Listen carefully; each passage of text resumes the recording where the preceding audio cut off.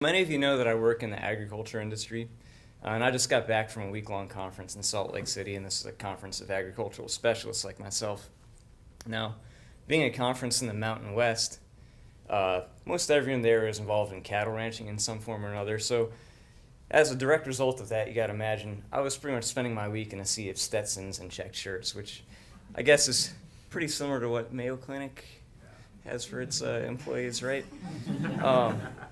Anyway, so while I was there, I learned a thing or two about Western agriculture, but more importantly, I learned some surprising things. One was I learned about the thriving art form that is cowboy poetry. Now, this is exactly what it sounds like. It's poetry by or about cowboys. And this art form has its own masters, its own Rembrandts.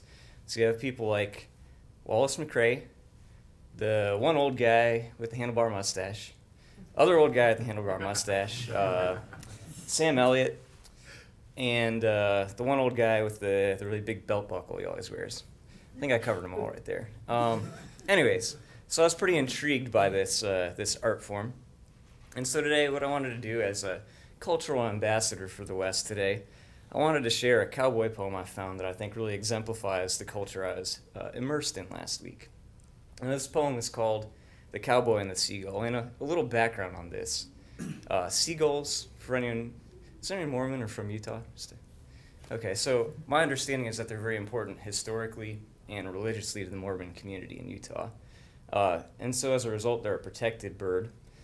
So killing them would be a particularly egregious crime. So here's the cowboy and the seagull. Now the judge, he wasn't happy when they brought the cowboy in. The charge was seagull poaching. It was time for discipline. It was time to teach that feller that we all should coexist, or else the seagulls might end up on the endangered species list. And so the judge demanded Jake explain the reason why. The environment got trampled and the seagull had to die. Jake said, "I was lost out on the prairie, sees this bird up in a tree. I hadn't ate for days. It was either him or me." The old judge felt compassion. The cowboy seemed sincere. Said he'd join the Save a Seagull Club and be a volunteer.